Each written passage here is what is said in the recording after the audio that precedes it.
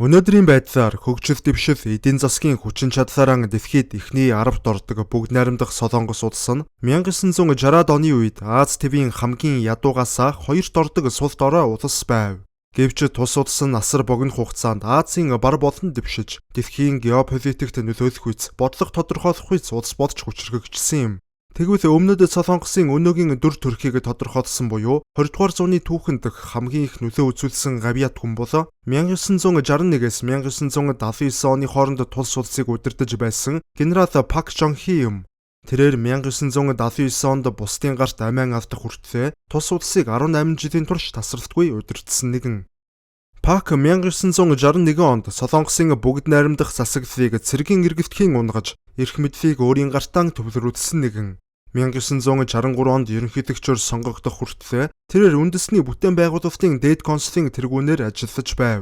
Түүнийг төрийн эрхэнд байх үед амь насанд нь хавтгаар хэд хэдэн удаа оролцсны дотор умард Солонгосын туршуулуудын хавтлага 2 удаа булсан байна. Гэвч 1979 оны 10 дугаар сарын 26-нд Пак өөрийн томилсон тагнуулын төв газрын дарга Ким Жэг Югийн гарт амиа алдсан юм. Пак Жон Хе 1917 оны 11-р сарын 14-ний өдөр Японы колони Солонгосын Гёнбок мужийн Гуми гэх газар төржээ. Тэрээр ядуу тариачин айлд 5 ах, 2 эгчтэй айлын отхон хүүхэд болон мэндэлсэн юм.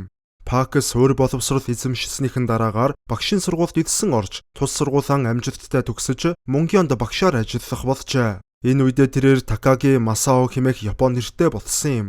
Улмаар дэлхийн 2 дугаар дайны үед Пак Манчжогийн эзэн хааны армийн Чанчууны цэргийн академид эцэскээр шийджээ.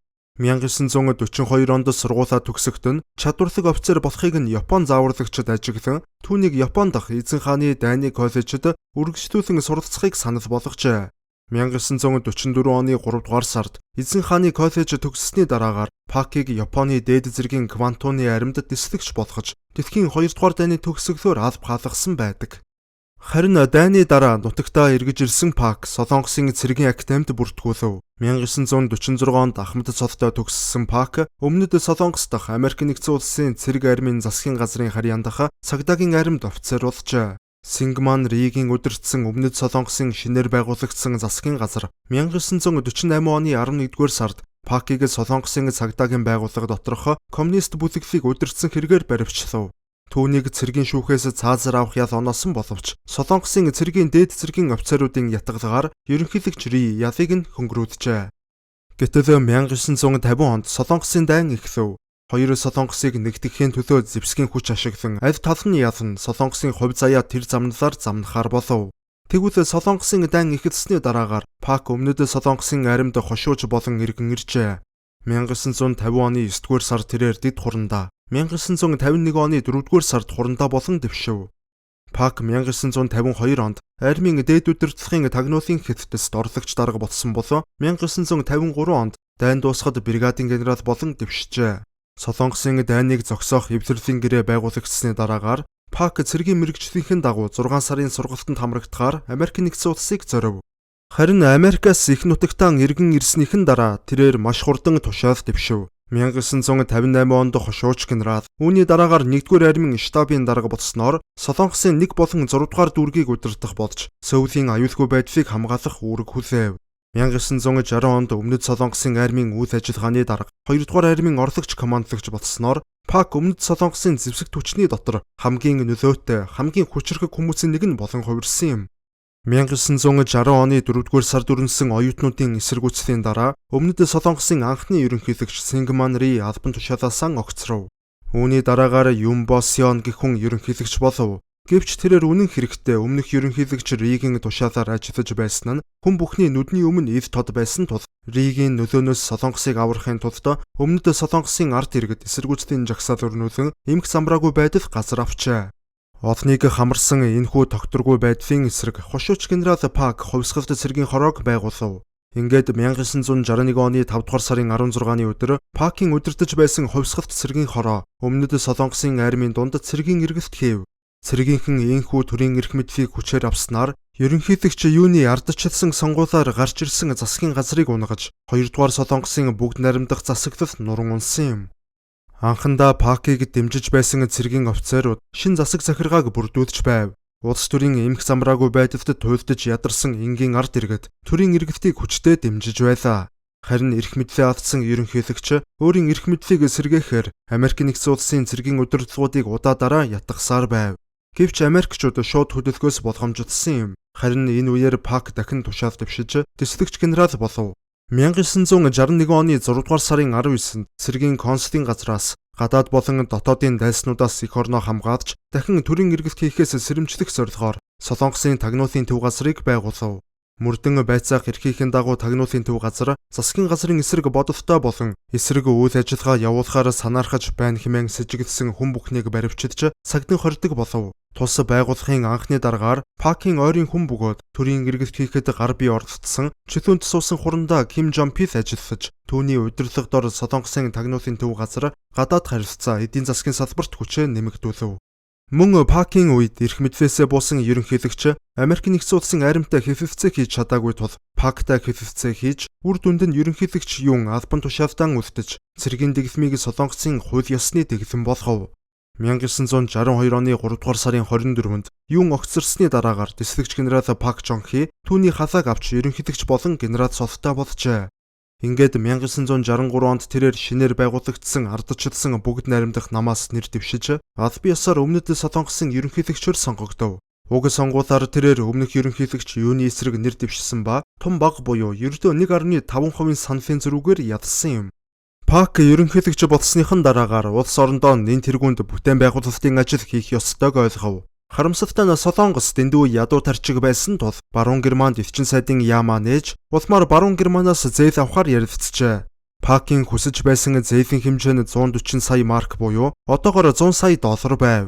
Харин Баруун Германы тал хариуд нь тус улсад дутагдаад буй уурхайн ажилчид болон совилогчдыг өмнөд Солонгосоос авчрах болцол тавьсан байна. Үүний хариуд ерөнхийлөгч Пак ард түмэндээ хандан Солонгосын нөхцөл байдлыг нуух зүйлгүйгээр хэлж ард түмнээс нь тусламж гуйхад 46 мянган залуус Германы уурхад ажиллах хүсэлт илгээжээ. Гэхдээ тэд мэдээж Германд ажиллаа гэд цалин авахгүй. Учир нь тэдний цалин Солонгос улсын зээлсэн 100 сая долларын эргэн төлөлтөнд тоосогдох нөхцөлтэй байв. Энэ нь үнэн хэрэгтээ Солонгос залуусын цэвэр эх оронч үзэл байв. Ийхүү Германд очоод хэл бус мэдэхгүй Солонгос совилогч бүсгүйчүүдийн анхны хариуцсан ажил нь нас барсан хүмүүсийн цогцсыг арчих ажил байлаа. Марлд Спирт шингэн шарилыг наривчлан арчих ажил. Өдөржин арчин дахиад л арчин. Үгсэн хүмүүсийн цогцстой өдөржин хамт байх ямар л сайхан байхав. Тэд уйлж байсан ч эргэж буцсангүй. Харин ирчүүд нь уурхаад 1000 метрээс ч гүн газар дор агааргүй халуун нөхцөлд нүүр сухах ажил хийдэг байлаа. Герман ажилчид өдөрт 8 цаг ажиллаж байхад Солонгос ажилчид 10-аас дээш цагаар газрын гүнд ажилладаг байв. Германы нэвтрүүлэг сонин сэтгүүлүүдэд хүртэл Солонгосчууд бол гайхамшигтай ажилчин үндэстэн тэдний агуу их төвчээрийг биширч байна гэж тэмдэглэн үлдээсэн бий. Үүнээс хойш хэдэн жилийн дараа 1963 онд Баруун Германы ерөнхийлөгч Юбкигийн урилгаар өмнөд Солонгосын ерөнхийлөгч Пак Жон Хи Баруун Германд айлчлах болов. Мэдээж тэр үед Солонгос ядуу орн байсан учраас ерөнхийлөгчийн онгоц гэж тэдэнд байсангүй. Тиймээс Америк нэгдсэн улсын онгоцонд нисэлгийн пилэт захиалсан боловч Пак Жон Хи ерөнхийлөгч төрийн эрхийг цэргийн хүчээр авсан гэдэг шалтгаанаар Америкчууд онгоцоороо үйлчлэхгүй гэж пилетийн захиалгыг нь цуцалжээ. Энэ мэдээг сонссон Баруун Германы тал өөрийн онгоцоо илгээн ядуу Солонгосын Пак Жон Хи ерөнхийлөгчийг Германд хүргэж өгсөн байна. Хэцүүхэн замыг туулан ирсэн ерөнхийлөгч тэнд эх орныхон өмнөөс ажиллаж буй солонгосчууд маш халуун дотноор угтан авчээ. Германд хурж очоод Пак ерөнхийлөгч Баруун Германы ерөнхийлөгчтэй хамт уурхайн ажилчдад урам зориг өгөхөөр уурхай руу явлаа. Солонгос ажилчид ерөнхийлөгчөө угтаж авахаар 500 хүн багтах хурлын зааланд цугларсан байв. Солонгосын ерөнхийлөгч хурлын танхимд орж ирээд түүнийг угтан ажлын хувцас өмссөн уурхачдын царай нь тас хар болтлон түлэгдсэн байгааг анзаарчээ. Пак ерөнхийлөгч үг хэлэхийн өмнө Солонгосын төрийн дуулал игшиглэхэд хоолой зангиран төрийн дуулаач дуудаж чадсангүй. Пак Жон Хи ерөнхийлөгч үг хэлэх болоход зөвхөн улс нь ядуу гэдэг шалтгаанаар харь хол газар бусдын нутагт газар доор хэдэн мянган метрийн гүнд нүүрэн хав хар болтол түлхэн хүнд хэцүү ажил хийж байгаа өөрийн улсын иргэдээ хараад бэлдсэн үгээ хэлж чадалгүй хоолойгоо чичрүүлэн байж бүгдээрэн хичээнгүйлэн ажиллацгаая. Хойч үеийнхэн төлөө хичээнгүйлэн ажиллацгаая хэмээн нулимсаа төвчсөн хоолойгоор дахин давтан хэлсэн гэдэг. Тухайн үед өмнөд Солонгос нь баялагч байхгүй, мөнгөч байхгүй тийм л улс байв. Мөн эргэн тойронд нь социалист улсууд орших бөгөөд бүр нэг угсааны ахын дүүс нь хүртэл хэд хуваан коммунист улс байгуулсан нь тэднийг бүрч хүнд байдалд оруулсан юм. Гэхдээ тухайн үед Өмнөд Солонгост хамгийн ихэнд баруун Герман мөнгө зээлсэн юм.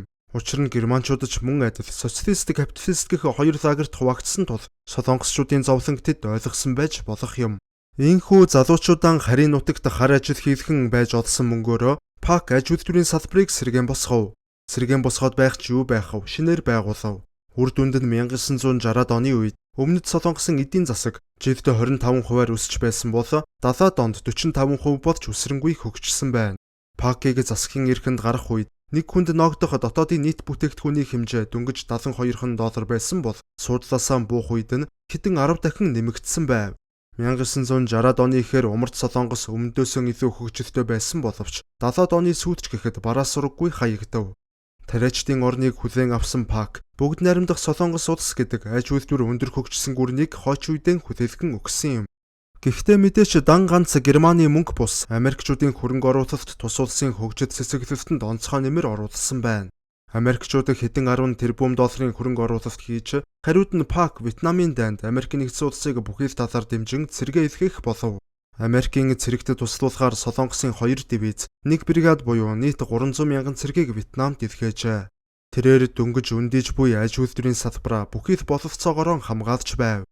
Эдийн засгийн асуудал эрхэлсэн хэд хэдэн яам тамхын газар түүний дэргэд ажиллаж байлаа. Ер нь өдгөө Солонгосын төсвийн орлогын талыг бүрдүүлдэг LG, Samsung, Hyundai, Daewoo зэрэг компаниудыг гагцхүү Пак үлгэдэн авсан гэж хэлэхэд буруудахгүй юм. Гэвч эдийн засгийн гайхамшигын нөгөө нэг тал нь Пак дарангуулын дэглэм тогтоосон явдал байв. 1968 онд Пакд дургуутсан тусгаагийнхан түүнийг хөнөөх оролдлого хийсэн боловч ерөнхийлөгчийн өргөөний дэргэд тэдний хавтлагыг зогсоож бараг бүгдийг нь хороолсон байдаг. 1963 онд батлагдсан үндсэн хуулиар ерөнхийлөгчийн эрх мэдлийг хязгаарлаж 2 удаа сонгогдохыг зөвшөөрсөн хэдий ч Пак Чонхи хуулийг өөртөө тохируулан найруулж 1971 он болцоход байхад судлаасаа бууссангүй. Харин ч эсэргээрээ түүнийг 3 дахь удаагаан дахин сонгосон юм. Пак улс орондоо онц байдал тогтоосон төдийгүй жилийн дараа гэхэд шинэ үндсэн хуулийг мөрдүүлж эхэлжээ. Шинэ үндсэн хуулиар ерөнхийлөгчийн бүрэн эрхийн хугацаа 6 жил болон өөрчлөгдснөөс гадна төрийн тэргүүнийг иргэд бус харин төлөөлөн сонгогчид сонгох байв. Ингээд 1972 болон 78 онд Пак өрсөлдөгчгүйгээр ерөнхийлөгч болж чадсан юм. 1974 онд түүний аминд халдах оролдлого дахин гарав. Түүнийг үндэсний театрт үг хэлж байхад нь нэгэн эрэгтэй хүн түүн рүү буудав. Гэвч бууны суманд Пак бус харин Пакийн эхнэр болон өөр нэгэн эмэгтэй үхлийн шарх аван эмнэлэгт хүрэгдэн буудсан этгээдийг цагдаагийнхан авч одов. Харин хамгийн хаширхалтай нь Пак эхнэрээ буудуулчаад байтал дагаж эмнэлэг явах бус харин юу ч болоогүй мэт тус театрт хэлж байсан өөрийн эвтгэлийг бүрэн танилцуулж дуусгасан гэдэг. 1979 он болов. Ард олон Пакаас нэгэнт залхаж гүйцэжээ. 10 дугаар сарын 16-нд Пусан хотын их сургуульд дарангуулын эсрэг хөдөлгөөн эхэлж улмаар бүх том хотыг хамрлаа. Ирэх баригчид эсэргүүцлийг хүчээр дарахыг оролдсон боловч бүтэлгүйтэж бослог умэн улам бүр газар авч Пусан хотод гэхэд 500 мянган хүн нийлэн эмх самбраагүй байдал үүсгэв. Гэтэл тухайн оны 10 дугаар сарын 26-ны өдөр Сөүл хот дахь ерөнхийлөгчийн хамгаалттай байшин дотор Өмнөд Солонгосын тагнуулын төв газрын дарга Ким Жэ-гю өөрийн гараар ерөнхийлөгч Пакийг буудан хороожээ. Ингэхдээ тэрээр ерөнхийлөгчийн бие хамгаалагчийг мөн алсан юм. Харин энэ явдлын дараагаар тагнуулын төв газрын дарга Ким болон түүний бүлгийнхнийг Өмнөд Солонгосын айран баривчилж бүгдийг нь цаазаар авсан байдаг. Болсон явдлыг бүхэлд нь тусгай албаныхны урьдчилан төлөвлөж төрийн иргэдт хийх гэсэн оролдлого гэж үздэг. Пак ардчлалд садаа болж байсан тул өөрийгөө эх оронч алхам хийсэн гэж Ким шүүх хурал дээр хэлсэн юм. Боддын шүтлэгтэй байсан Пакийг Сөүлийн үндэсний оршуулгын газар хүндэтгэлтэйгээр нутаглуулсан байна. Харин ерөнхийлөгчийг хөнөөсөн тагнуулын төв газрын дарга Кимийг 1980 оны 5 дугаар сарын 24-нд цаасалсан юм. Хожим ерөнхийлөгч Пакийн том охин болох Пакийн хэн улс төрч болж улмаар 2012 оны 12 дугаар сард болсон ерөнхийлөгчийн сонгуулиар өрсөлдөгч Мун Жэ-инийг ядж Өмнөд Солонгосын анхны эмэгтэй ерөнхийлөгч болов. Гэвч 2016 онд түүнийг дотны найзынх нь нөлөөнд автсан, авилга авсан гэх мэт хэрэгүүдэд буруутхан Солонгос даяар 2 сая гаруй хүн жагссаар эсэст нь Пакийнхыг суудлаас нь огцруулсан байдаг. Түүнийг улсаас $17 сая хулгайлсан. Зарим компаниудад давуу эрх олгосон хэмээн буруутгаж 25 жил хорих ял оноолсон байна. Гэвч Пак Гин-хэ энэ хэргийг улс төрийн бүлэглэлийн явуулга гэж мэдэгдсээр байгаа юм.